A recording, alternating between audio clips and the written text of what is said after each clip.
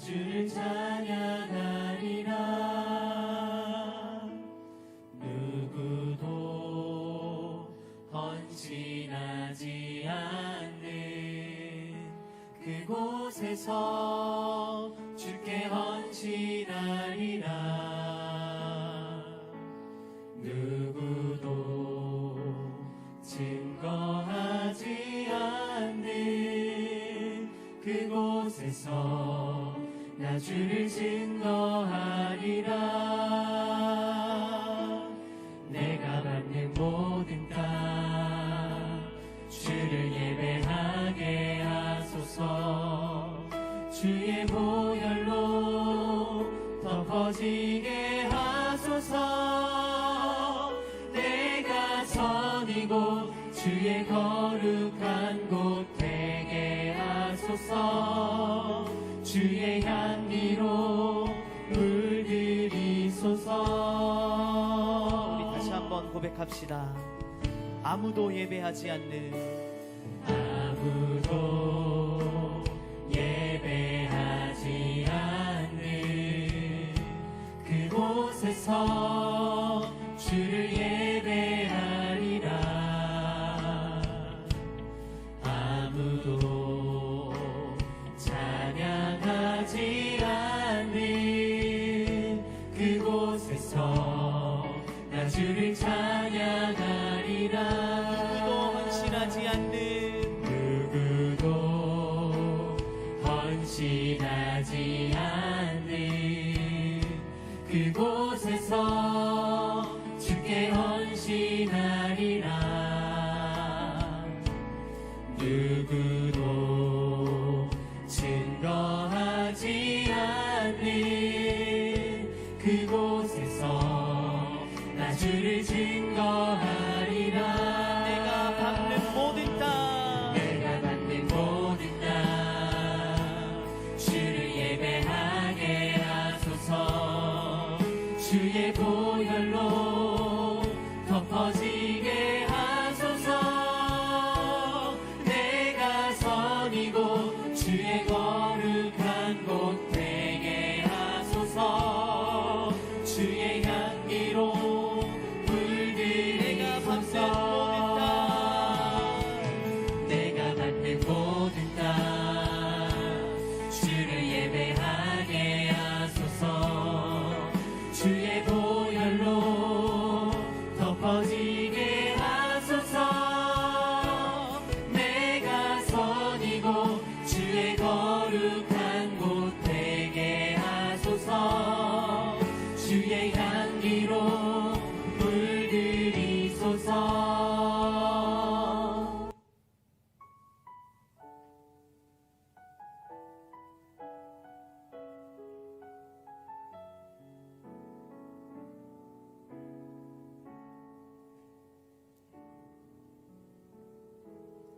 아무도 예배하지 않는 그곳에서 주를 예배하리라. 아무도 찬양하지 않는 그곳에서 나 주를 찬양하리라. 누구도 헌신하지 않는 그곳에서 주께 헌신하리라. 누구도 증거하지 않는 그곳에서 나 주를 증거하리라. 내가 받는 모든 땅 주를 예배하게 하소서.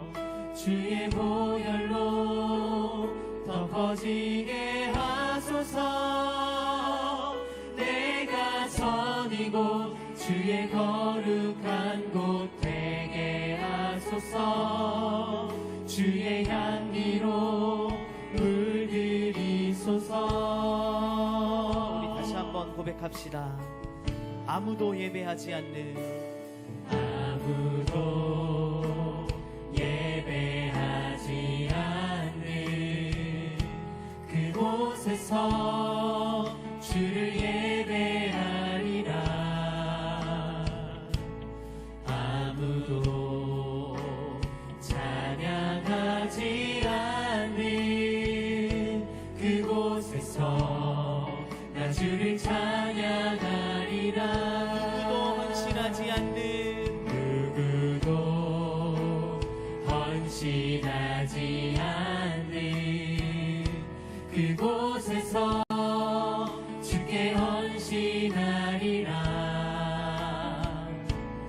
누구도 증거하지 않는 그곳에서 나 주를 증거하리라. 내가 밟는 모든 땅 내가 받는 모든 땅 주를 예배하게 하소서.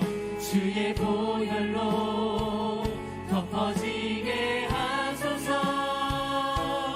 내가 선이고 주의 거룩한 곳 되게 하소서. 주의 향기로 내가 물들이소서. 내가 받는 모든 땅 주를 예배하게 하소서. 주의 보혈로 덮어지게 하소서. 내가 선이고 주의 거룩한 곳 되게 하소서. 주의 향기로 물들이소서.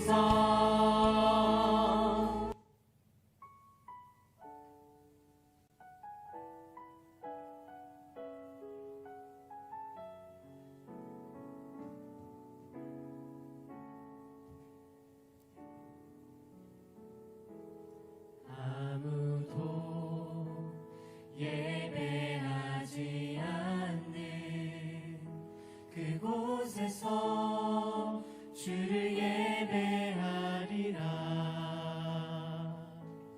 아무도 찬양하지 않는 그곳에서 나 주를 찬양하리라. 누구도 헌신하지 않는 그곳에서 주께 헌신하리라. 누구도 증거하지 않는 그곳에서 나 주를 증거하리라. 내가 받는 모든 땅 주를 예배하게 하소서. 주의 보혈로 덮어지게 하소서. 내가 선이고 주의 거룩한 곳 되게 하소서. 주의 향기로 물들이소서. 우리 다시 한번 고백합시다. 아무도 예배하지 않는 아무도 예배하지 않는 그곳에서 주를 예배하리라. 아무도 찬양하지 않는 그곳에서 나 주를 찬양하리라. 누구도 헌신하지 않는 누구도 헌신하지 않는 그곳에서 주께 헌신하리라. 누구도 증거하지 않는 그곳에서 나 주를 증거하리라. 내가 밟는 모든 땅 내가 받는 모든 땅 주를 예배하게 하소서. 덮어지게 하소서. 내가 선이고 주의 거룩한 곳 되게 하소서. 주의 향기로 물들이소서. 내가 받는 모든 땅 주를 예배하게 하소서. 주의 보혈로 덮어지게 하소서. 내가 선이고 주의 거룩한 곳 되게 하소서. 주의 향기로 물들이소서.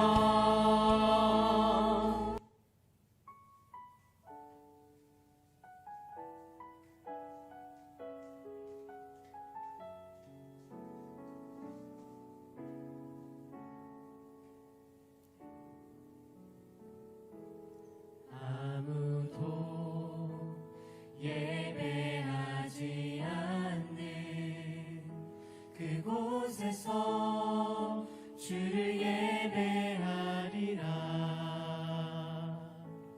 아무도 찬양하지 않는 그곳에서 나 주를 찬양하리라. 누구도 헌신하지 않는 그곳에서 주께 헌신하리라. 누구도 증거하지 않는 그곳에서 나 주를 증거하리라. 내가 받는 모든 땅 주를 예배하게 하소서. 주의 보혈로 덮어지게 하소서. 내가 선이고 주의 거룩한 곳 되게 하소서. 주의 향기로 물들이소서. 우리 다시 한번 고백합시다. 아무도 예배하지 않는 아무도 예배하지 않는 그곳에서 주를 예배하리라. 아무도 찬양하지 않는 그곳에서 나 주를 찬양하리라. 누구도 헌신하지 않는 누구도 헌신하지 않는 그곳에서 주께 헌신하리라. 누구도 증거하지 않는 그곳에서 나 주를 증거하리라. 내가 받는 모든 땅 내가 받는 모든 땅 주를 예배하게 하소서. 주의 보혈로 덮어지게 하소서. 내가 선이고 주의 거룩한 곳 되게 하소서. 주의 향기로 물들이소서. 내가 받는 모든 땅 주를 예배하게 하소서. 주의 보혈로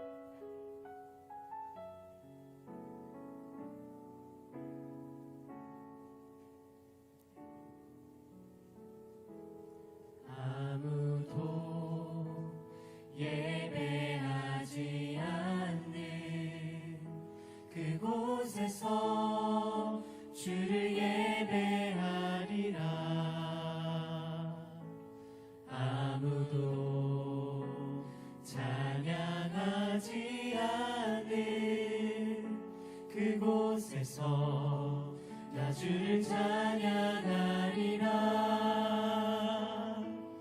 누구도 헌신하지 않는 그곳에서 주께 헌신하리라.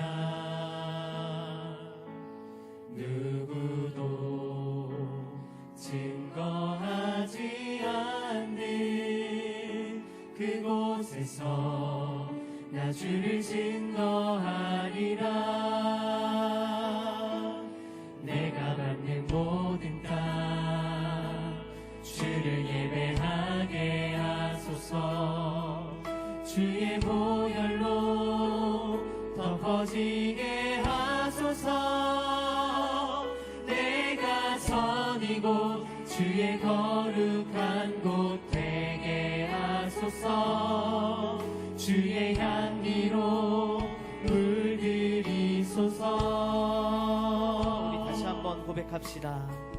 아무도 예배하지 않는 아무도 예배하지 않는 그곳에서 주를 예배하리라. 아무도 찬양하지 않는 그곳에서 나 주를 찬양하리라. 누구도 헌신하지 않는 누구도 헌신하지 않는 그곳에서 주께 헌신하리라. 누구도 증거하지 않는 그곳에서 나 주를 증거하리라. 내가 받는 모든 땅 내가 받는 모든 땅 주를 예배하게 하소서. 주의 보혈로 덮어지게 하소서. 내가 선이고 주의 거룩한 곳 되게 하소서. 주의 향기로 물들이소서. 내가 받는 모든 땅 주를 예배하게 하소서. 주의 보혈로 덮어지게 하소서. 내가 선이고 주의 거룩한 곳 되게 하소서. 주의 향기로 물들이소서.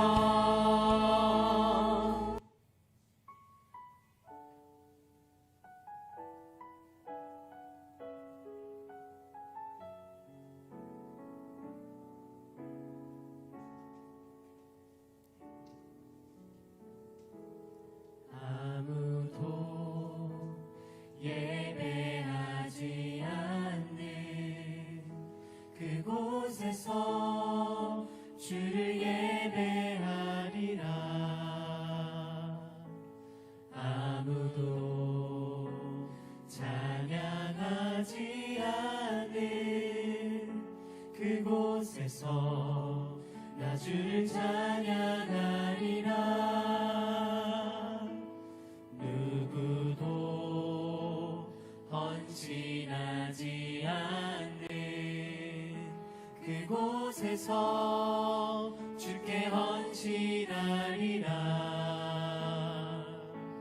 누구도 증거하지 않는 그곳에서 나 주를 증거하리라.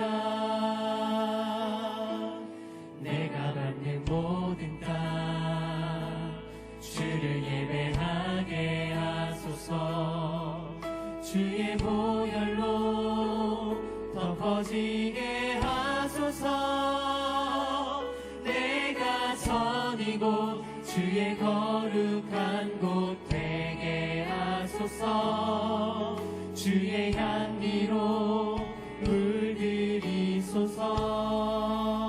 우리 다시 한번 고백합시다.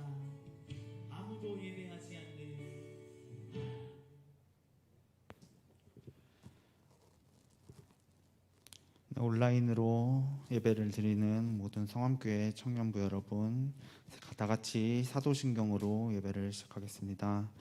전능하사 천지를 만드신 하나님 아버지를 내가 믿사오며 그 외아들 우리 주 예수 그리스도를 믿사오니 이는 성령으로 잉태하사 동정녀 마리아에게 나시고 본디오 빌라도에게 고난을 받으사 십자가에 못 박혀 죽으시고 장사한 지 사흘 만에 죽은 자 가운데서 다시 살아나시며 하늘에 오르사 전능하신 하나님 우편에 앉아 계시다가 저리로서 산자와 죽은 자를 심판하러 오시리라.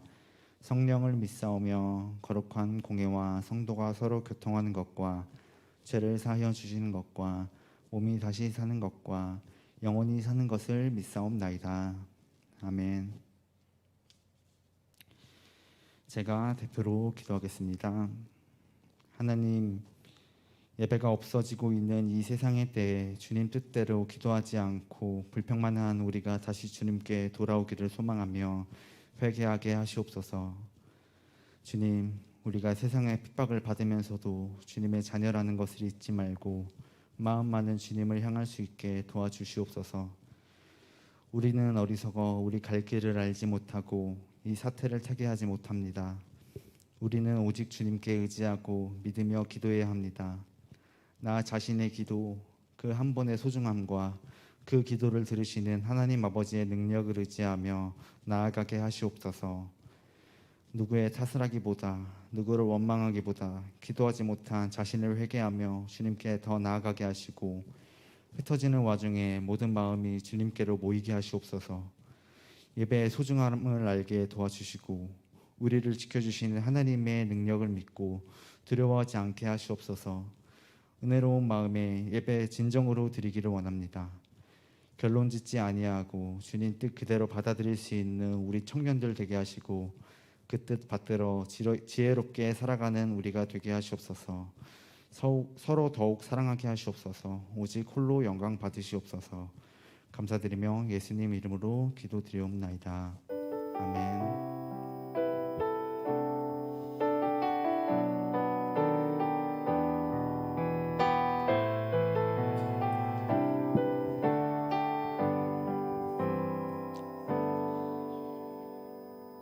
오늘 하나님께서 주신 말씀은 출애굽기 2장 3절 말씀입니다. 구약성경 83페이지에 있습니다.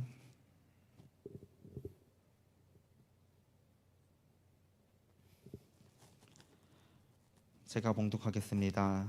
더 숨길 수 없게 되매 그를 위하여 갈대 상자를 가져다가 역청과 나무진을 칠하고 아기를 거기 담아 나일 강가 갈대 사이에 두고. 아멘. 오늘 한 레위 가족 6번째 이야기, 역청과 나무진을 칠하고라는 주제로 목사님 설교해 주실 때 큰 은혜 받으시길 소망합니다. 예, 감사합니다. 예, 뭐 이제 코로나 바이러스로 인해서 저희가 이제 임원들만 이제 이렇게 모여가지고 예배를 이제 드리고 있는데요. 어쨌든 여러분들 영상 지금 잘 보고 계시죠? 채팅은 안 되죠? 그죠? 이렇게 보면서 아멘 뭐 이런 것 좀 치게 하려고 했는데 다음 주부터 제가 한번 노려보도록 하겠습니다. 어쨌든 저희가 이제 계속 지금 출애굽기 말씀을 묵상하고 있는데 오늘은 한 레위가 중 6번째 그러한 시리즈입니다. PPT 한번 넘겨주겠어요? 여러분들 혹시 요게벳의 노래라는 그러한 찬양이 있는데 뮤직비디오를 혹시 보신 분 계신가요? 거기서 보면은 모세가 이제 나일강에 떠내려갑니다. 그래서 이제 중간에 악어나 하마나 뭐 그걸 먹으려고 이제 모세죠. 그러니까 나일강에 이제 모세가 떠내려갔는데 이제 갈대 상자를 악어나 하마가 먹으려고 막 이렇게 여차저차 하다가 계속 떠내려가다가 결국 바로의 딸에게 흘러 이제 들어갑니다. 그래서 이 부분을 굉장히 드라마틱하고 극적으로 사실 표현을 했거든요. 그래서 뮤직비디오를 보면 내가 꽉 움켜쥐고 있었던 것들, 아이를 비로소 내가 떠내보낼 때 참 주인이신 하나님을 만날 수 있다. 뭐 이렇게 뮤직비디오는 표현을 합니다. 물론 저는 이 해석법도 틀리지 않는다고 생각을 합니다. 얼마 안 된 난 어린아이를 나일강에 떠내서 보내려만 하는 그런 어머니의 심정을 잘 표현한 찬양이라고 생각을 합니다. 저도 오늘 본문을 주의 깊게 해석하기 전에 사실 이 뮤직비디오를 여러분들에게 처음 보여주고서 그 후에 설교를 그 뮤직비디오에 맞춰서 진행을 하려고 했습니다. 그런데 성경을 유심히 보고 자료도 보고 주석도 살펴보고 제가 이제 조사를 해봤는데 이 오늘 본문이 다른 쪽의 해석도 있다는 것을 제가 발견을 하게 되었습니다. 나중에 기회 되면 살펴보겠지만 학자들은 오늘 본문을 가지고 이제 첨예한 갈등이 있습니다. PPT 한번 더 넘겨주시겠어요? 그 갈등이 무엇이냐면은 요게벳의 의도성이거든요. 그러니까 요게벳이 모세를 나일강에 던지는데 바로의 딸의 목욕 타이밍에 맞췄냐 아느냐의 그런 싸움이 이제 좀 왕왕 좀 있습니다. 그래서 이 사건이 정말 철저히 요게벳이 이 나일강에 던지기 전에 자료 조사를 해보고 보다 보니까 바로의 딸이 이 시간대에 목욕을 한다더라라는 그러한 소문을 입수해서 그 자료를 이제 그 면밀히 주도 면밀하게 이제 조사를 한 다음에 그렇게 이제 철저한 의도성을 가지고 이제 요게벳이 그렇게 모세를 나일강에 던졌다라는 그러한 그 이제 의도가 있다라는 그러한 첨예한 갈등, 한쪽은 그쪽이고 다른 쪽은 아니다. 요게벳은 이것은 철저히 요게벳이 의도하지 않고 요게벳이 그냥 눈을 질끈 감고 모세를 던졌는데 이 하나님의 기가 막힌 타이밍에 바로의 딸이 목욕하러 왔다. 뭐 이렇게 이 첨예한 두 그룹으로 나눠서 서로 이제 갈등을 이제 이야기를 하고 있습니다. 이 부분에 대해서는 사실 나중에 기회 되면 다루겠지만 어쨌든 저는 오늘 본문이 이 둘 다의 해석도 동일하게 될 거라고 사실 생각을 합니다. 이 부분에 대해서 나중에 이야기를 합시다. 어쨌든 오늘은 우리가 늘상 잘 알고 있었던 그런 해석 말고, 그러니까 모세의 어머니가 그냥 이제 그 눈을 질끈 감고 모세를 던졌더니 정말 우연찮게 그 하나님의 섭리로 그 바로의 딸이 그때 마침 목욕하고 있었다. 뭐 이러한 해석 말고 오늘은 다른 방향, 그러니까 이 요게벳이 철저히 의도성을 가지고 이 사건을 계획했다라는 그 눈 아래에 오늘 본문을 살펴보려고 합니다. 오늘 본문을 보시면 모세의 어머니의 치밀함을 우리가 볼 수가 있습니다. 그냥 주여 내가 믿습니다 라고 그냥 이렇게 여기고 나 몰라라 하는 식으로 모세를 던지지 않았습니다. 이렇게 믿음은 주먹구구식이 아닙니다. 그리고 믿음은 요행이 아니다라는 이야기인 것입니다. 여러분, 다윗과 골리앗의 싸움을 한번 봅시다. 다윗과 골리앗의 싸움을 보면 골리앗이 다윗의 물맷돌 한 방에 나가 떨어집니다. 물론 이것은 다윗의 믿음이 승리한 겁니다. 하지만 그 믿음 뒤에 다윗의 치밀한 전략이 있었다는 사실을 잊어서는 안 됩니다. 우리가 이 본문만을 놓고 보면은 마치 그냥 정말 하나님께서 강력하게 역사해 주셔서 다윗이 정말 그러한 짬찌끄레기 코 그냥 흘리는 어린아이였는데 하나님의 강권적인 역사로 골리앗이 무너졌다라고 이 장면만 보고 우리는 해석을 할 수 있지만 이 장면의 뒤에 있는, 그러니까 이 다윗의 수많은 삶의 궤적을 우리가 살펴보면 그렇게 이 사건이 그렇게 단순한 사건이 아니다라는 것을 우리는 이제 살펴볼 수 있다라는 이야기인데, 우리가 이 믿음 뒤에 있는 다윗의 치밀한 전략을 몇 가지 한번 보려고 하는데, 첫 번째로 다윗은 시냇가에 내려가서 매끄러운 돌 5개를 줍습니다. 여기서 중요한 건 5개를 주었다라는 이야기입니다. 여러분, 만약에 믿음이 요행식이었다면, 그리고 다윗이 실력이 없었다고 한다면 그는 1개만 주었어야만 합니다. 그냥 이게 한 개 던지 주여 믿습니다. 이 1개로 골리앗이 죽을 줄 믿습니다. 이렇게 1개만 가져야만 했지만 다윗은 아주 신중하게 매끄러운 돌 5개를 이제 자신의 주머니에 찹니다. 그랬다는 것은 무엇이냐? 평소 다윗의 일상생활이 드러난 겁니다. 양을 지킬 때 아마 다윗은 항상 매끄러운 돌 5개 정도는 항상 이제 구비를 했을 것이다라는 이야기입니다. 이처럼 사실 믿음은 도박이 아닙니다. 다윗은 5개 정도면 골리앗과 싸울 수 있겠구나라고 생각해서 그 신중하게 5개를 골라서 줍습니다. 두 번째로 다윗은 골리앗이 덩치가 크고 느리다는 걸 깨닫습니다. 사실 본문을 주의 깊게 묵상하면 우리가 그 작년 그러니까 올 겨울이죠. 올 겨울 수련회 때 원래 다윗과 골리앗의 이 본문을 묵상을 하려고 했는데 어쨌든 못했는데 이 오늘 그 다윗과 골리앗의 싸움을 주도 면밀히 분석을 해보면 골리앗의 갑옷의 무게만 60kg와 70kg가 나갑니다. 그래서 이 골리앗의 이 무게가 만만치 않기 때문에 다윗은 골리앗이 자신의 키와 원래 보통 키 큰 사람들이 느리잖아요. 그래서 이 사람 원래 성향 자체가 느린데 이 갑옷의 무게 또한 만만치 않기 때문에 저 사람은 느릴 것이다 라고 단번에 깨달아서 이 골리앗과 다윗의 싸움을 보면 이 다윗이 물맷돌을 돌리면서 빠르게 골리앗 앞에 달려갑니다. 세 번째로 다윗은 이게 가장 중요한데 평상시에 양을 치면서 사자나 곰, 이리를 물맷돌로 수차례 쫓아본 경험이 있는 사람입니다. 우리가 사무엘상 17장 34에서 35절 한번 읽어보겠습니다. 준비 시작.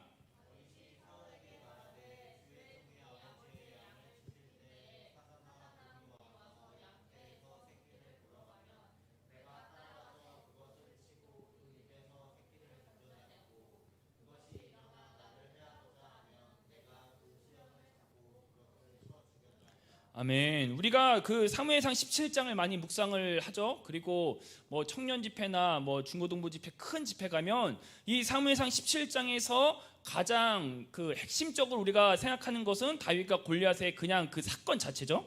너는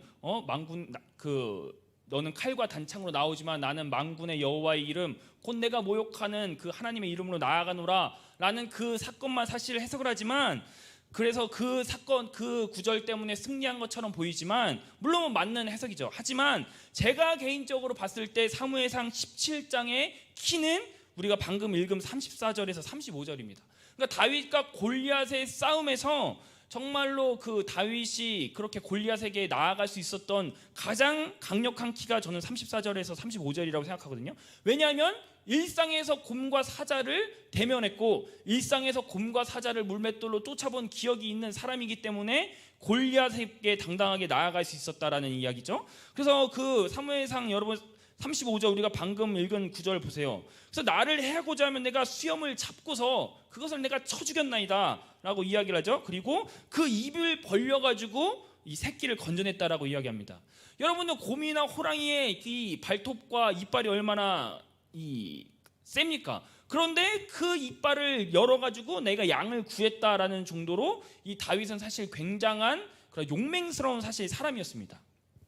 여러분 이 골리앗이 이 갑옷의 무게만 60kg, 70kg를 차고 다윗과 이제 싸우죠. 골리앗이 더 빠를까요? 호랑이나 사자가 더 빠를까요? 당연히 사자가 더 빠릅니다. 여러분 골리앗의 이 배틀 창이 휘두르는 게 더 강력할까요? 아니면 빨리 달려가가지고 사자가 발톱으로 핥히는 게 더 강력할까요? 당연히 사자가 더 강력합니다.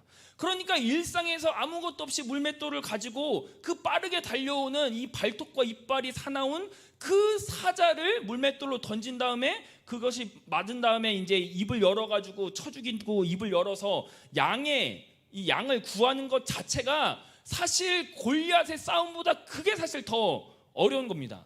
이해하시겠죠? 여러분 지금 아무리 지금 이제 이종격투기 선수 같은 사람들이 사자랑 1대1로 싸운다고 하면 절대 이길 수가 없습니다.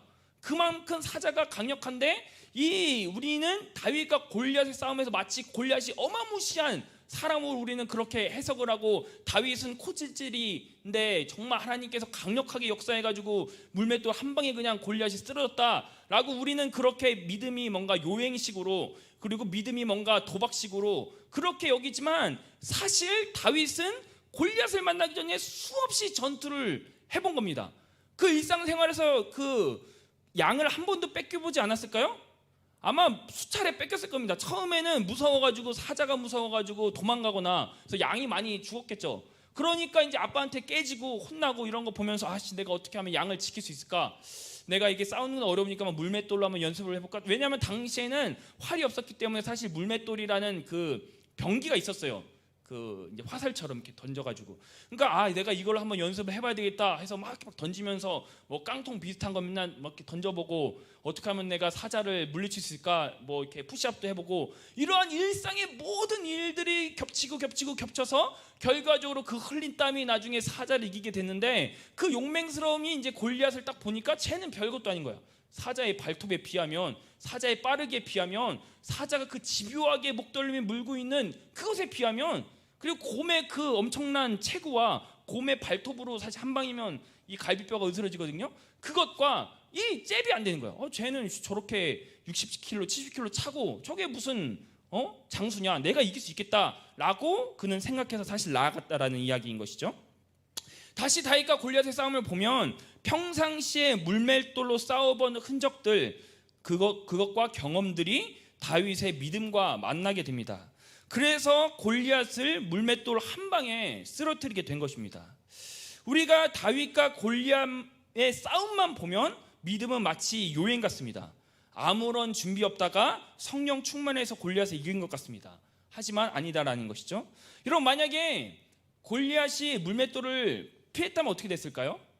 아마 아시겠지만 다윗이 이 골리앗을 이렇게 가만히 서 있어가지고 물맷돌을 던진 게 아닙니다. 빨리 달려가면서 물맷돌을 던졌다는 건 무엇이냐? 이렇게 던졌을 때 만약에 골리앗이 피하면 그 피하는 사이에 재빠르게 달려가가지고 골리앗의 목을 치기 위해서 그는 빠르게 사실 달려간 겁니다.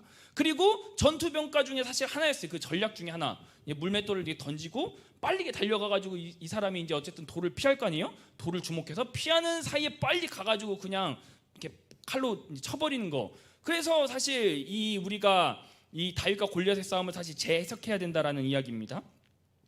그래서 다시 본론으로 돌아오면 일상생활에서 사자나 곰을 잡아봤기 때문에 골리앗을 잡을 수가 있는 것입니다.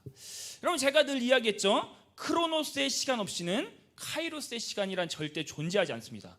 그래서 반드시 우리가 기억해야 되는 건 하루하루 성실하게 삶을 살아가지 않는 사람에게는 골리앗을 무너뜨릴 믿음 자체가 생기지 않는다는 겁니다. 왜냐하면 믿음이라는 것은 요행식으로 그냥 가만히 있다가 갑자기 한꺼풀 껑충 뛰는 것이 아니라 수많은 일상생활에서 땀과 피와 사자와 곰과 싸워서 많았던 수많은 상처들이 결국 믿음의 실력으로 나타난다라는 이야기입니다.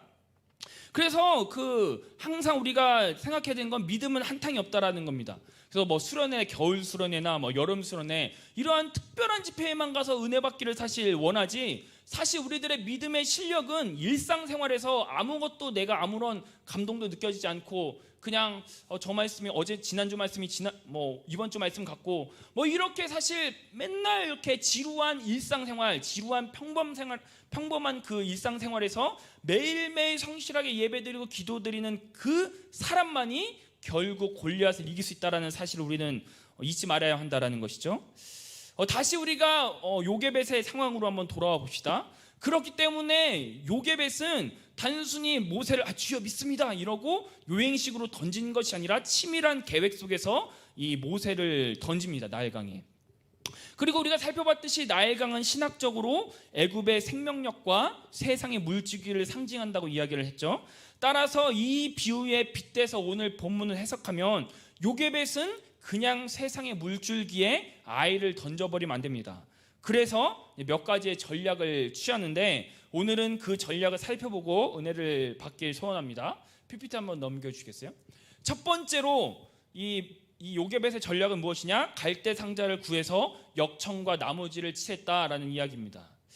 이건 갈대 상자에서 방수 처리를 했다는 것을 의미합니다. 당시 고대 시대 때 역청은 특히 시멘트와 비슷하게 방수 처리를 의미를 합니다. 그러니까 모세의 어머니는 그냥 믿음으로 나일강에 아이를 던진 게 아닙니다. 방수 처리를 아주 꼼꼼하게 했다라는 이야기입니다. 안과 밖을 칠했다라고 이야기를 하죠. 여러분, 그랬다는 건 무엇을 의미할까요? 이제는 세상의 물줄기 속으로 모세를 던져야 되는데, 하지만 그 세상의 물이 모세의 인생에 스며들지 못하게 방수 처리를 한 겁니다. 아주 꼼꼼하게 안과 밖에 이 역청과 나무지를 칠해서 물 한 방울도 모세의 옷을 젖지 않게 만들겠다라는 그러한 모세의 어머니의 전략이 담겨 있는 것이다 라는 이야기입니다. 항상 이야기했지만 우리는 어쩔 수 없이 나일강 속에 우리들의 몸을 던져야만 합니다. 그렇지 않으면 어디 산에 가서 혼자 움막 짓고 살아가야만 합니다. 우리는 먹고 살려면 어쩔 수 없이 나일강의 흐름에 우리들의 인생을 던져야만 합니다. 경제활동도 해야 되고 돈도 벌어야 하고 가끔 여행도 다녀와야 합니다. 그건 어쩔 수 없는 일입니다. 모세의 어머니처럼 더 이상 숨길 수 없고 더 이상 피할 수 없는 우리들의 사실 불편한 진실입니다. 우리들도 이제 마찬가지다라는 것이죠. 우리가 공동체 예배를 드리기 위해 안간힘을 쓰고 안간힘을 쓰다가 결국 더 이상 숨길 수 없게 되었죠. 하지만 그렇다고 해서 아무것도 하지 않아서는 안 됩니다. 그렇다고 나일강의 그 물이 우리들의 인생을 젖게 해서는 안 된다라는 겁니다. 우리는 아주 꼼꼼하게 우리들의 인생의 역청과 나무진을 칠해야만 합니다. 그렇게 영적으로 방수 처리를 안과 밖에 깔끔하게 처리를 해서 이 나일강에 던져야만 하는 것이죠. 다시 한 번 더 이야기하지만 대충 역청을 바르면 안 됩니다. 겉에만 발랐으니까 안에는 안 발라도 되겠지, 혹은 안에 발랐으니까 겉에는 안 발라도 되겠지, 이렇게 여기면 되지 안 되고 안과 밖을 아주 꼼꼼하게 바늘구멍 정도의 틈도 용납하지 못하도록 그렇게 우리는 여겨야만 합니다. 이 바늘구멍 정도의 틈이라도 있으면 물이 분명히 들어오게 될 것이고, 그리고 그 작은 틈 때문에 모세는 가라앉게 되는 것입니다. 결국 우리들의 인생도 그 작은 틈 때문에 인생이 망가지게 된다라는 것이죠. 여러분, 가끔 댐들이 왜 무너지는지 아시나요? 이 큰 구멍, 뭔가 큰 재난 때문이 아닙니다. 작은 바늘구멍 때문입니다. 그 작은 바늘구멍을 통해서 물이 새면 물이 빠져나가는 압력 때문에 결국 큰 댐이 무너지게 되는 것입니다. 따라서 아주 꼼꼼하고 세밀하게 우리들의 인생을 구석구석 역청을 발라야만 합니다. 이 정도면 괜찮겠지, 바늘구멍에서 물이 조금 새는데 한동안은 견디겠지, 이렇게 여기다가 갑자기 댐이 무너져서 우리들의 인생이 망가지게 되는 겁니다. 따라서 우리들은 수시로 매일매일 역청을 발라야만 한다라는 이야기입니다. 여러분들 제가 그 전교회 갈릴리 교회 항상 고질적인 문제가 이 지붕에 항상 물이 셉니다. 그래서 본당에서 항상 물이 떨어지거든요. 근데 이것이 항상 그 매년 방수 처리를 함에도 불구하고 이것이 항상 물이 떨어져요. 왜 그러냐? 그 업체한테 물어보니까 뜨거운 햇빛이 되다 보면 그 코팅지가 조금씩 이제 벗겨진답니다.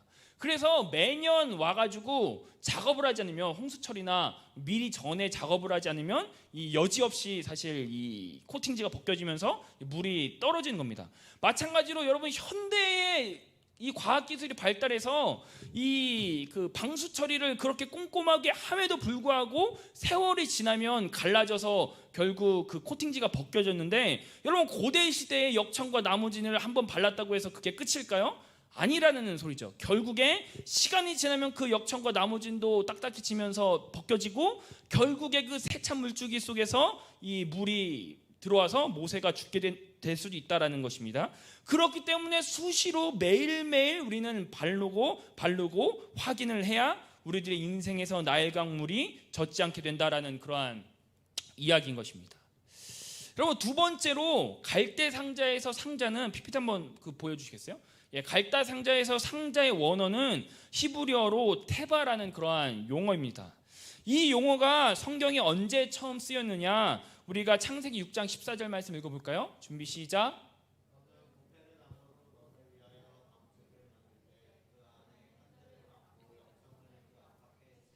아멘. 이 테바라는 용어는 노아의 방주에서, 방주라는 단어에서 처음 쓰여집니다.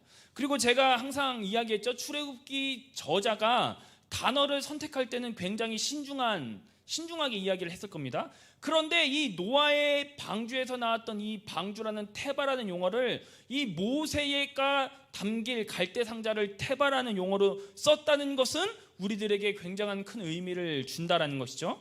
이 창세기 6장과 오늘 본문은 기가 막히게 오버랩이 됩니다. 신약적으로 갈대 상자는 무엇입니까? 교회를 의미한다고 볼 수 있습니다. 그렇다면 역청을 제대로 바르지 않아서 물이 샌다는 건 우리들의 교회가 침몰한다라는 그러한 이야기입니다. 3절을 보시면 갈대 상자를 가져다가 방수 처리를 하고 그 후에 아이를 담습니다. 여러분, 여기서 순서가 굉장히 중요합니다. 먼저 아이를 갈대 상자에 담은 후에 방수 처리를 한 것이 아닙니다. 먼저 역청을 안과 밖에 칠하고 아기를 거기에 담습니다. 그렇기 때문에 우리들에게 사실 주일 예배는 가장 중요한 겁니다. 주일은 한 주의 시작이죠. 따라서 주일 예배를 엉망으로 보내면 그 안에 진리를 담을 수 없게 되는 것입니다. 방수 처리를 하지도 않은 갈대 상자에 어떻게 우리가 예수님을 담고 나일강에서 우리가 한 주를 보낼 수가 있을까요? 우리들의 인생에 역청을 안과 밖에 꼼꼼히 칠하지 않으면 침몰하는 건 한순간입니다. 조그마한 구멍이 댐을 무조건 무너뜨리는 겁니다. 내 인생의 작은 틈이 결국 우리들의 신앙을 침몰시키는 것입니다. 여러분들의 인생에서 역청이 안과 밖에 여러분들 지금 꼼꼼히 칠해져 있나요? 내가 작년에는 꼼꼼히 칠했는데 지금은 잘 모르겠네요. 내가 작년 여름 수련회 때는 열심히 은혜 받아가지고 꼼꼼히 칠했는데 지금은 뭐 잘 모르겠네요. 그때 방수철 했으니까 지금 괜찮겠죠? 이러고 있는 순간 그 예수님을 담은 갈대 상자는 결국 그 나일강의 세찬 물줄기 속에서 결국 침몰하게 될 것이고 우리들의 믿음은 파산하게 될 것이다 라는 그러한 이야기입니다.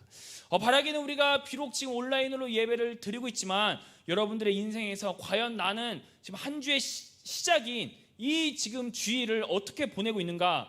나는 과연 내 인생에서 역청을 안과 밖을 칠하고 있는가? 안에만 칠했으니까 뭐 밖은 안 칠해도 되겠지. 밖은 칠했으니까 뭐 안은 안 칠해도 되겠지. 이 정도 구멍이야. 뭐 괜찮을 거야. 이렇게 여기다가 결국 우리들의 믿음이 파산하고 말 겁니다. 그렇기 때문에 우리가 한 주의 시작인 이 예배 때 그리고 지금 요게벳의 손에 모세가 들려있는 그때 우리는 완전히 치밀하게 안과 밖을 꼼꼼히 칠해서 혹시 시뮬레이션도 해보고 물이 새는 곳이 있나 없나 역청도 발랐는데 또 한 번 바르고 또 한 번 바르고 끊임없이 발라서 우리가 이 다음 주 그러니까 내일부터 살아가는 이 세찬 나일강 속에서 우리가 그 세찬 나일강 속에서 힘차게 살아갈 수 있다라는 그러한 이야기인 것입니다. 바라기는 우리가 이 한 주 시작하는 이 예배 때 여러분들이 성령 충만해서 항상 역청이 발라져 있는 그런 여러분들의 인생이 되었으면 좋겠습니다. PPT 한번 넘겨주시겠어요? 자, 세 번째로 모세의 전략을 보면 모세의 어머니는 나일 강가 갈대 사이에 아이를 둡니다. 여러분, 제가 그 뮤직비디오가 조금 약간 그 감동적으로 조금 오도됐다라고 제가 해석했던 이유가 사실 여기에 있습니다. 그러니까 이 애니메이션은 이 모세의 어머니가 딱 이렇게 던졌을 때 나일강에 막 이렇게 가지만 사실 오늘 본문을 주도 면밀히 보면 나일 강가와 갈대 사이에 아이를 둡니다. 그죠? 우리가 지금까지 생각했던 이미지와는 다르죠? 오늘 여러분은 본문을 유심히 보면 그 말은 어떤 의미가 있을까요? 모세의 어머니는 모세를 나일강에 던졌지만 흘려 떠내려가지 않길 원한 것입니다. 모세의 어머니는 모세를 방치한 게 아닙니다. 그냥 던지고 유기한 게 아니란 말이죠. 다음 주에 살펴보겠지만 우리가 그 모세의 어머니는 멀리서 봅니다. 그 일이 어떻게 됐는지. 그는 자포자기식으로 그 아이를 나일강에 던진 게 아닙니다. 아주 치밀하고 계획적으로 일을 진행을 하는 것이죠. 오늘 본문에서 중요한 건 나일강에 모세를 역청을 받아서 안과 밖을 듬뿍 칠한 뒤에 이 나일강에 모세를 놓았지만 갈대강 강가 사이에 두어서 흘려 떠내려가지 않길 원했던 것이고 그렇게 처리를 했습니다.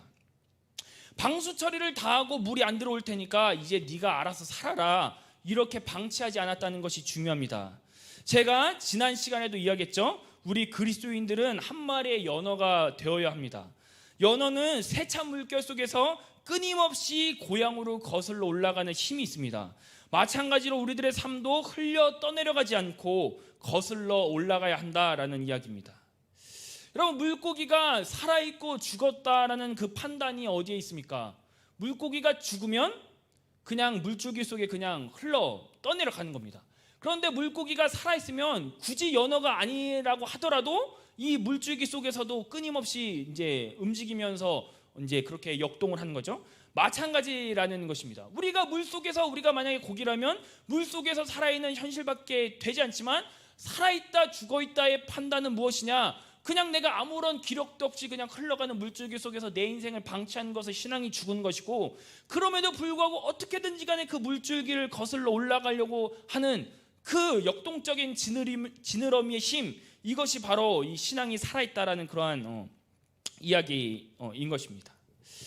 여러분들, 우리들의 인생에서 역청만 꼼꼼히 칠해서는 곤란합니다. 방수 처리를 확실히 해서 물이 안 들어오게 하는 것, 그것만으로 부족합니다. 왜냐? 흘러 떠내려가면 결국 악어나 독수리의 밥이 될 것이기 때문입니다. 여러분은 나일강 자체도 위험하지만 나일강 속에 살고 있는 악어도 굉장히 위험하고 거기에 있는 독수리도 위험합니다. 왜냐하면 제가 이야기했죠. 나일강은 항상 이 삶과 죽음이 공존하는 의미가 있어요. 그래서 이 죽은 시체를 나일강에 딱 흘려보냈단 말이에요. 그럼 죽은 시체를 누가 가장 좋아할까요? 독수리가 가장 좋아합니다. 그렇기 때문에 나일강가에는 항상 악어와 독수리가 공존하면서 이 날아다니면서 시체를 먹기 위해서 그렇게 혈안이 되어 있습니다. 그렇기 때문에 나일강만 조심하면 돼, 역청만 바르면 되겠지 뭐, 이렇게 여겨서 그냥 던져버리는 순간 우리는 악어와 독수리의 밥이 될 것이기 때문에 중요한 건 이 역청을 발랐다고 해도 흘러 떠내려가면 물이 안 새도 결국 죽게 됩니다. 흘러 떠내려가면 아무리 방수 처리를 탁월하게 해서 세상의 문화가 젖지 않아도 그 아이는 나일강을 정체 없이 배회하는 유랑민이 되어버리는 것이고, 결국 그 방수가 이제 다다랐을 때, 혹은 그 방수가 아무리 꼼꼼해서 끊임없이 나일강 속에 이 흘러 들어간다고 하더라도 결국 언젠가는 독수리의 밥, 악어의 밥이 될 것이다 라는 이야기입니다. 지금 여러분들 유튜브로 예배를 드리고 있으신 분들은 아마 삶에서 방수 처리를 꽤 했을 것입니다. 그러니까 지금 여러분들의 교회가 침몰되지 않고 말씀을 듣고 있는 겁니다. 하지만 침몰되지 않았다고 해서 내가 성령 충만해서 방수 처리를 꼼꼼하게 했다고 해서 우리들의 삶의 모든 위험이 사라진 건 아닙니다. 사실 역청을 바른 건 시작일 뿐입니다. 끝이 아니라 이제 시작입니다. 이제는 그 교회가 떠내려가지 않도록 갈대강 사이에 그렇게 둬야 되고 그렇게 힘써야 한다라는 이야기입니다. 여러분, 히브리서 2장 1절 말씀 한번 읽어볼까요? 준비 시작.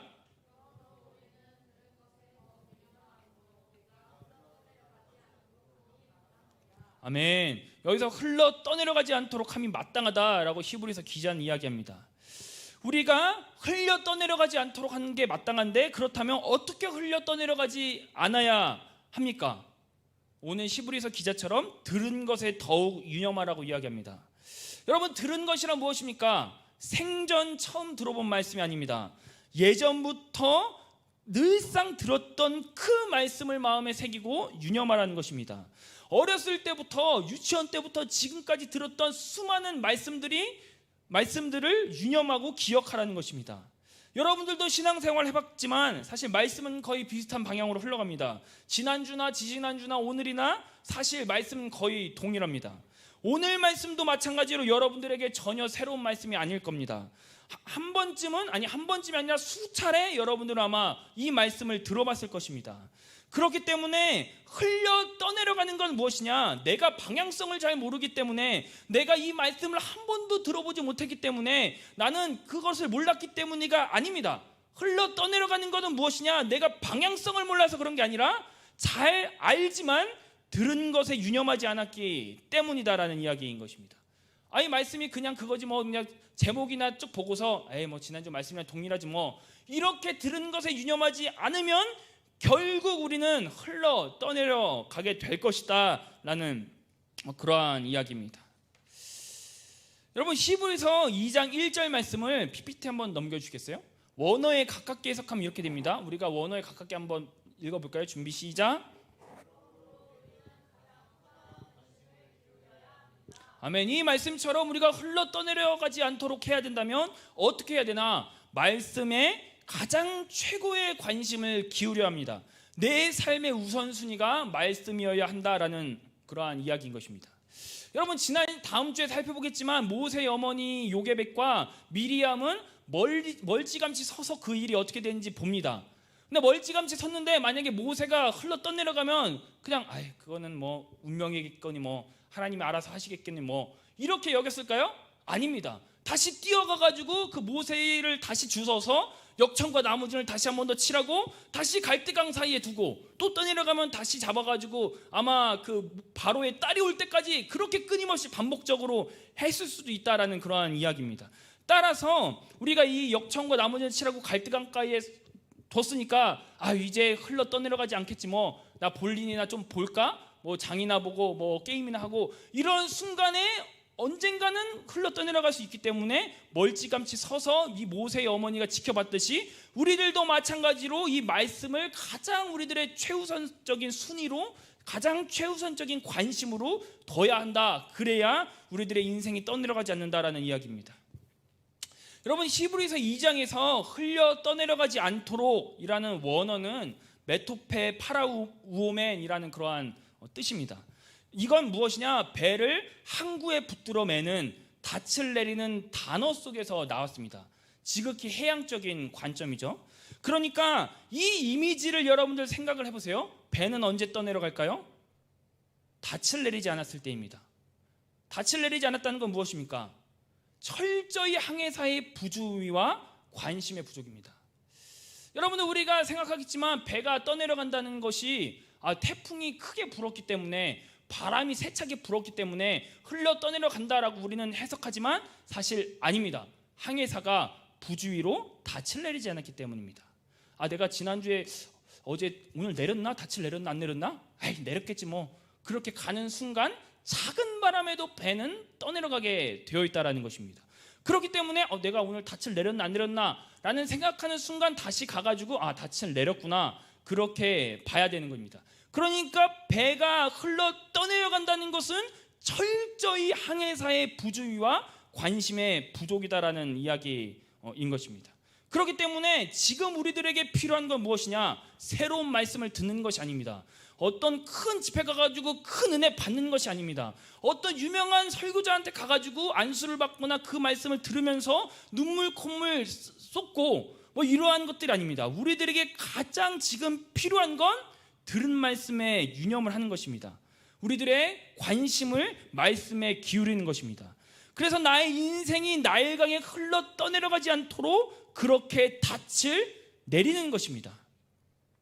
이해하겠죠? 우리는 어쩔 수 없이 나일강에 던져질 운명입니다. 그렇게 우리는 살아야만 됩니다. 다른 방법이 없습니다. 하지만 그렇다고 해서 그 나일강에 온몸이 젖은 채 살라는 의미는 아닙니다. 그렇다고 해서 나의 방주가 침몰되도록 방치하자는 의미도 아닙니다. 우리들의 인생 구석구석에 역청을 칠해야만 합니다. 아멘이십니까? 그리고 역청을 칠해서만 곤란합니다. 두 번째로는 흘려 떠내려가지 않도록 우리는 유의를 해야 되고 닻을 내려야 된다라는 이야기입니다. 말씀을 마치겠습니다. 반주 좀 해주시겠어요? 우리들의 인생에서 중요한 것은 무엇이냐? 역청을 바르고 두 번째로 말씀으로 붙들어 매는 그러한 작업이 필요합니다. 여러분들 지금 여러분들의 인생에서 역청이 칠해져 있습니까? 안과 밖에 꼼꼼히 칠해져 있습니까? 지난주에 칠했으니까 뭐 작년 겨울 수련회 때 여름 수련회 때 칠했으니까 뭐 지금 안 칠해도 되겠지 그렇게 여러분들 생각하십니까? 혹은 내가 오늘 칠했으니까 이제 뭐 한 주간 살아갈 수 있겠지 라고 여기십니까? 다시 한 번 더 여러분들의 방주를 확인해 보시기 바랍니다. 정말 역청이 꼼꼼히 칠해져 있는지 혹시 물에게도 한번 이렇게 시뮬레이션을 해보시기 바랍니다. 내가 바늘구멍 같은 그러한 그 구멍은 없는지 확인해 보시기 바랍니다. 두 번째로 역청이 꼼꼼히 칠해져 있다면 여러분들의 인생을 흘려 떠내려가지 않도록 닻을 내리시기 바랍니다. 우리가 이 아무도 예비하지 않는 우리가 이 찬양 부르시면서 우리 각자 처해져 있지만 한 가지 우리가 기도하며 나아가기 소망합니다. 우리 아무도 예비하지 않는 이 찬양 부르시면서 우리 하나님 앞에 결단하며 나아가겠습니다.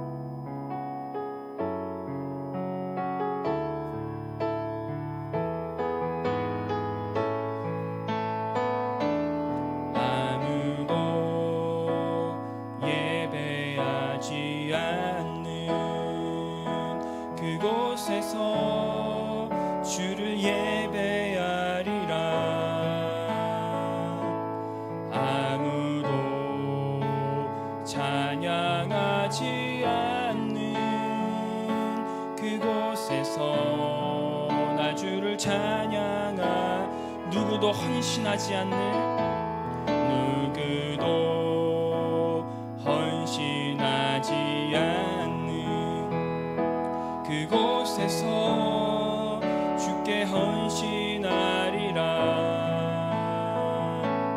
누구도 증거하지 않는 그곳에서 나 주를 증거하리라.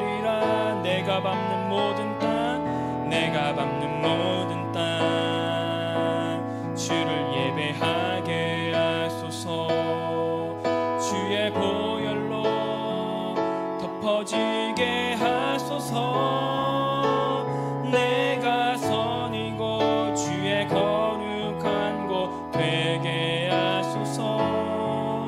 주의 향기로 물들이소서.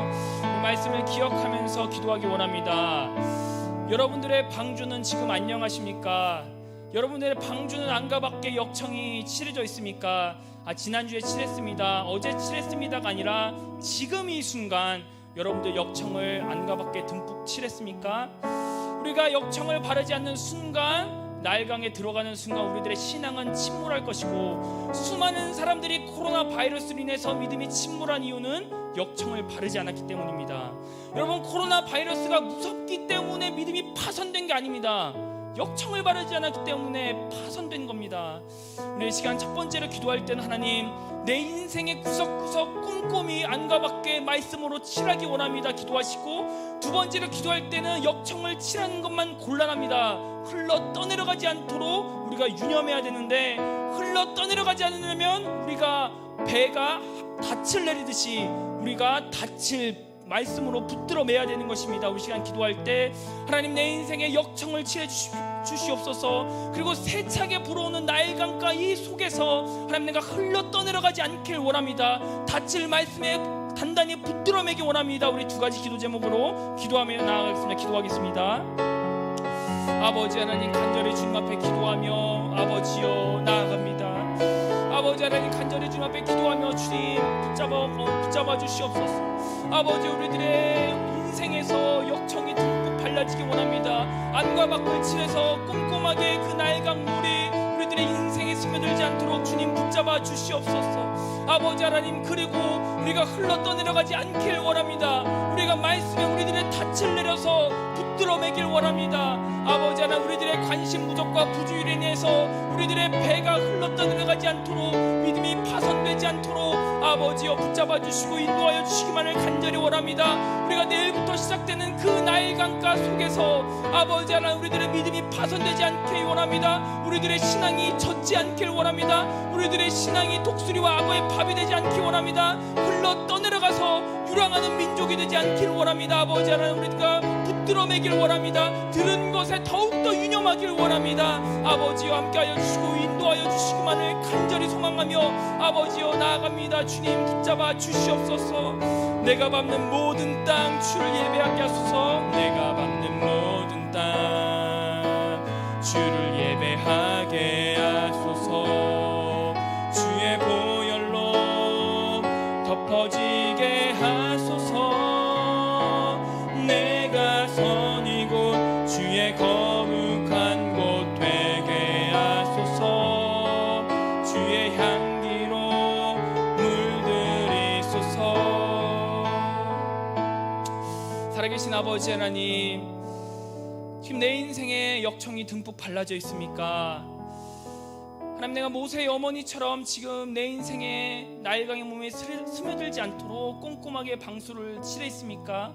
하나님, 혹시 지금 이미 내 인생이 나일강에 젖어서 지금 우리가 감기가 걸리고 지금 추위에 떨고 있는 것은 아닐까 싶습니다. 그리고 우리가 흘러 떠내려가지 않도록 주님 붙잡아 주시옵소서. 내일부터 살아가는 그 나일강가는 여전히 우리들의 인생을 잡아먹기 위해, 우리들의 인생이 흘러 떠내려가기 위해 우리 그렇게 끊임없이 전략을 꾸미고 있을 것입니다. 그러한 상황 가운데서 우리가 해야 될 일은 들은 것에 더욱 유념하는 것입니다. 이는 새로운 말씀이 아닙니다. 새로운 설교도 아닙니다. 새로운 은혜도 아닙니다. 들은 것에 유념함으로써 우리가 우리들의 닫힐 말씀으로 붙들어매는 하나님, 그래서 이 흔들리는 세상 속에서 흔들리지 않고 떠내려가지 않는 그런 신앙생활을 할 수 있도록 인도하여 주시옵소서. 감사드리며 예수님의 이름으로 기도드립니다. 네, 지금 온라인으로 예배드리시는 분들께서는 우리 정성껏 헌금해 주시기 바랍니다.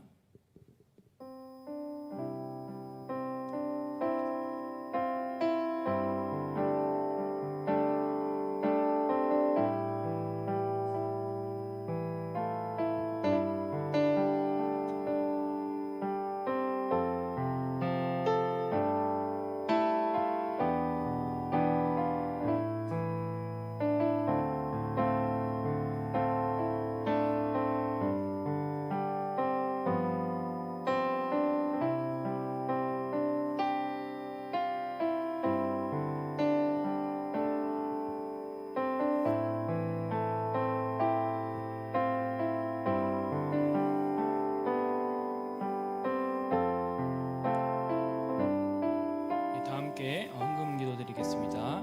하나님 감사드립니다. 오늘 주신 말씀을 가지고 우리가 내일부터 세상을 살아가기 원합니다. 하나님, 우리들의 말씀을 붙들어 매길 원합니다. 우리들이 말씀으로 우리들의 마음을 안과 밖을 역청을 칠하기 원합니다. 하나님 함께 해주시고 내일부터 살아가는 세상 속에서 우리들이 침몰되지 않도록 도와주시옵소서.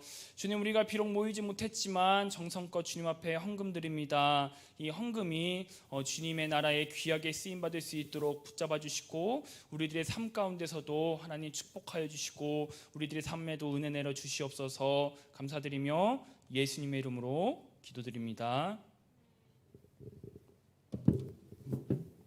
네, 광고하겠습니다. 네, 1번 소식은 코로나19 확진자가 급증함에 따라 모든 예배는 온라인 가정 예배로 진행됩니다.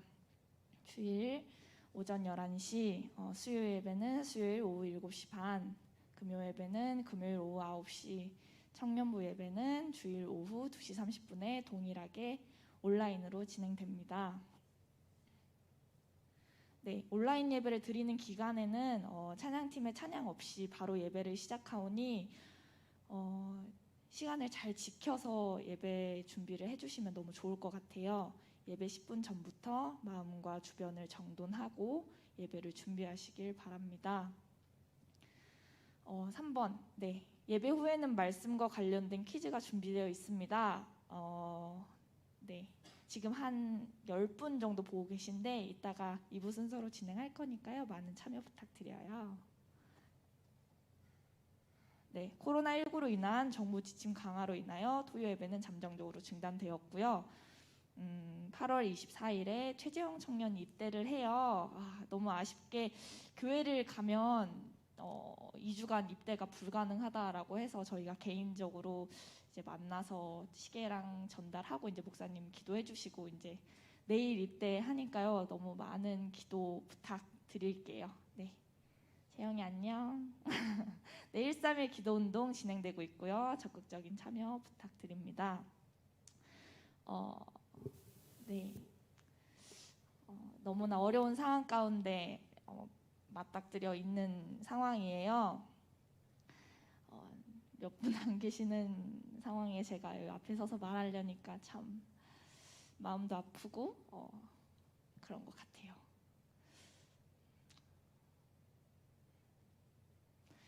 목사님께서 이제 그런 말씀을 하시더라고요. 저 너무 와닿아가지고 함께 조금 나누고 싶어서 이제 생각해 왔는데 예배를 드릴 수 있는 날이 이제 점점 이제 하루하루 없어지잖아요. 예배 드릴 수 있을 때 하루라도 정성껏 마음을 다하여 예배 드리시는 청년부 되기를 바랍니다. 네. 추가로 광고사항 없으시면 목사님 축도하심으로 예배 마치고 2부 순서 바로 진행하도록 하겠습니다. 예, 축도하시겠습니다. 이제는 우리 주 예수 그리스도의 은혜와 하나님의 무궁무한하신 사랑과 성령님의 감화 감동 역사 교통하심이 나일 강가에 이제 던져질 우리들의 인생 가운데 하나님, 내가 역청을 칠하겠습니다. 안가밖에 꼼꼼히 칠하겠습니다. 그리고 나의 인생이 나일강에 흘러 떠내려가지 않도록 하겠습니다 라고 결단하는 모든 청년들 머리머리 위에, 특별히 온라인으로 영상 예배를 드리고 있는 모든 청년들 머리머리 위에 이제로부터 영원까지 함께 계실지어다.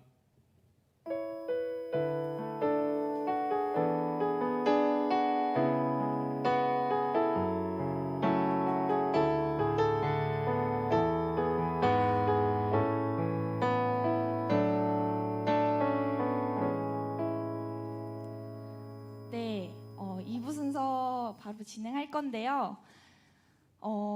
채팅창을 치려면 어플로 들어오셔야 돼요. 혹시 지금 채팅 가능하신 분들 대답 한 번만 해주시겠어요? 여보세요? 네, 지금 실황으로 계신 분들도 어플로 들어오셔서 같이 참여해 주시면 될 것 같아요.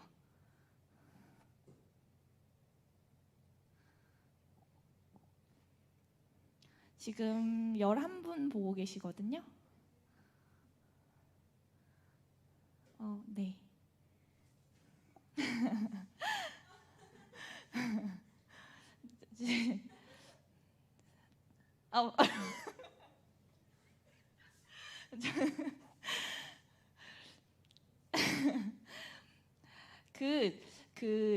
이게 실황이 더 빨라가지고 저희가 전광판은 끄고 진행을 할게요. 여러분들도 이제 핸드폰 화면으로 참여해 주시면 될 것 같아요.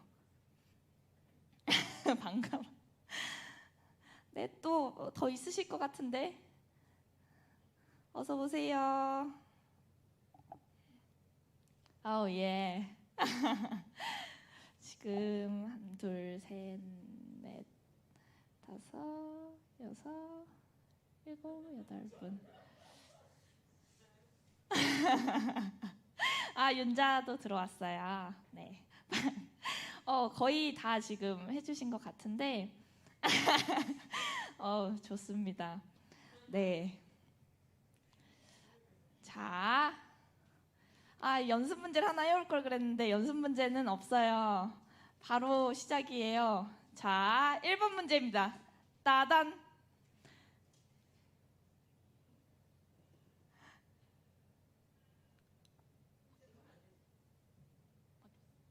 더 숨길 수 없게 됨에 그를 위하여 갈대 상자를 가져다가 땡땡과 땡땡땡을 칠하고 아기를 거기에 담아 나일강가 살대 사이에 두고 땡땡과 땡땡땡입니다. 선착순이요, 선착순. 임원은 답을 알아요, 안 돼. 땡땡과 땡땡땡.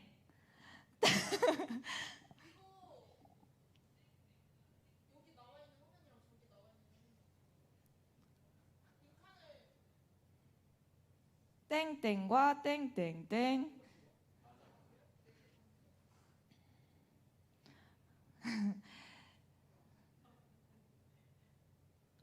네, 슬기 정답입니다. 역청과 나무진을 칠하고. 근데 이거 한 번 맞춘 사람은 다음 문제는 도전할 수 없어요. 이거 맞추면 기프티콘 선물해 줄 거예요. 회계님 아시겠죠?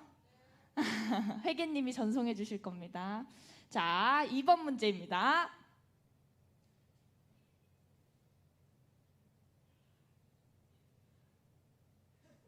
갈대 상자와 노아의 방주에서는 방주는 같은 단어입니다. 그렇다면 그 원어는 어떻게 되나요? 1, 2, 3, 4, 5.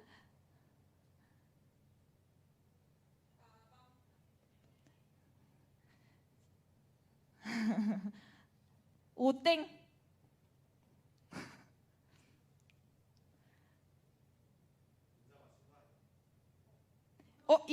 윤자 정답.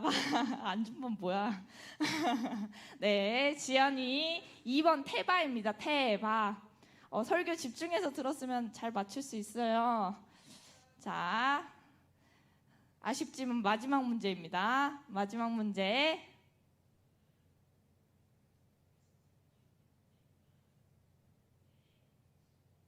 그러므로 우리는 들은 것에 더욱 유념함으로 우리가 흘러 떠내려가지 않도록 함이 마땅하니라 라는 구절은 히브리서 몇 장 몇 절일까요? 마지막에 되게 강조하셨어요. 몇 번 얘기하시더라고요. 제가 퀴즈를 알고 들으니까 설교를 일부러 좀 강조하신 느낌이 있었어요. 몇 장 몇 절일까요?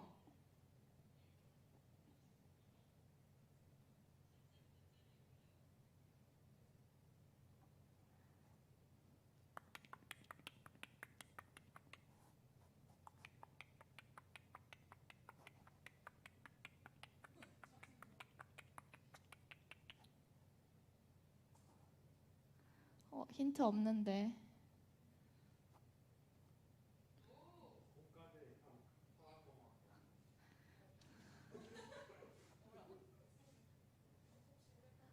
소명섭 공과대학 화학공학과 소명섭 정답입니다. 네, 히브리서 2장 1절 말씀이었습니다.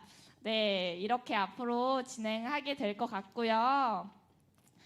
예배 때도 목사님께서 이제 할렐루야 나 뭐 아멘 같은 걸 하길 원하는 타이밍이 딱 되면은 여러분 앞으로도 여기에 해주시면 될 것 같습니다.